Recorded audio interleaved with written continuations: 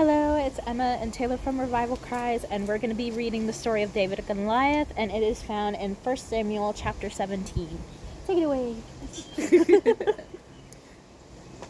David versus Goliath. The Philistines gathered their forces for war at Soko in Judah and camped between Soko and Azekah in Ephes-Dammim. Saul and the men of Israel gathered and camped in the valley of Elah. Then they lined up in battle formation to face the Philistines. The Philistines were standing on one hill, and the Israelites were standing on another hill with a ravine between them. Then a champion named Goliath from Gath came out from the Philistine camp.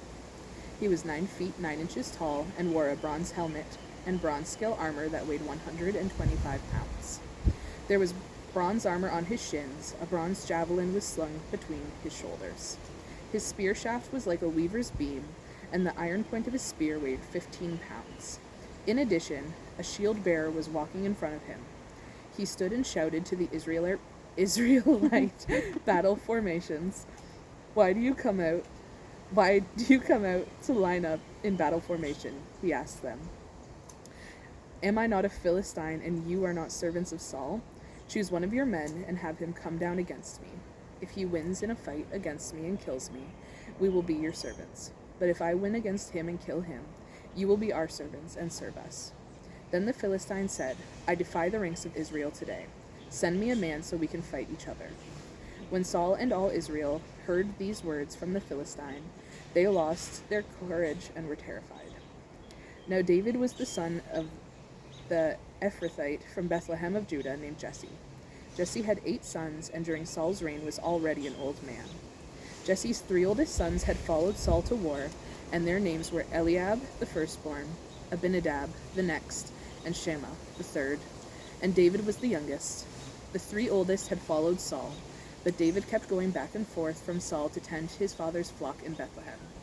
Every morning and evening for 40 days, the Philistine came forward and took his stand.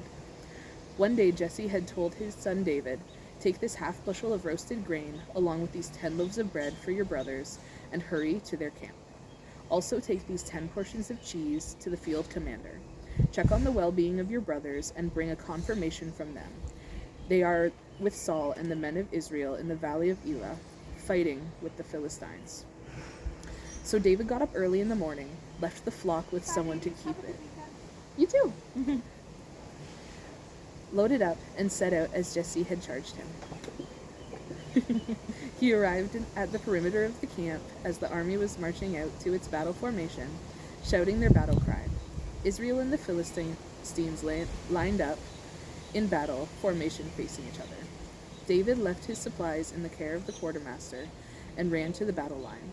When he arrived, he asked his brothers how they were. When he was speaking with them, suddenly the champion named Goliath, the Philistine from Gath, came forward from the Philistine battle line and shouted his usual words, which David heard. When all the Israelite men saw Goliath, they retreated from him, terrified. Previously, an Israelite man had declared, Do you see the man who keeps coming out? He comes to defy Israel. The king will make the man who kills him very rich, and will give him his daughter. The king will also make the family of that man's father exempt from paying taxes in Israel. David spoke to the men who were standing with him. What will be done for the man who kills that Philistine and removes this disgrace from Israel? Who is this uncircumcised Philistine that he should defy the armies of the living God? The troops told him about the offer, concluding, That is what will be done for the man who kills him. David's oldest brother Eliab listened as he spoke to the men, and he became angry with him. Why did you come down here? He asked. Who did you leave those few sheep with in the wilderness? I know your arrogance and your evil heart. You came down to see the battle. What have I done now? Protested David. It was just a question. Then he turned from those beside him to others in front of him and asked about the offer. The people gave him the same answer as before. What David said was overheard and reported to Saul, so he had David brought to him. David said to Saul, Don't let anyone be discouraged by him. Your servant will go and fight this Philistine. But Saul replied, You can't go fight this Philistine. You're just a youth, and he's been a warrior since he was young. David answered Saul, Your servant has been tending his father's sheep. Whenever a lion or a bear came and carried off a lamb from the flock, I went after it, struck it down, and rescued the lamb from its mouth. If it reared up against me, I would grab it by its fur, strike it down, and kill it. Your servant has killed lions and bears. This uncircumcised Philistine will be like one of them, for he has defied the armies of the living God." Then David said, "The Lord who rescued me from the paw of the lion and the paw of the bear will rescue me from the hand of this Philistine." Saul said to David, "Go, and may the Lord be with you." Then Saul had his own military clothes put on David.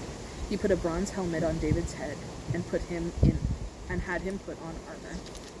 David strapped his sword over the military clothes and tried to walk, but he was not used to them.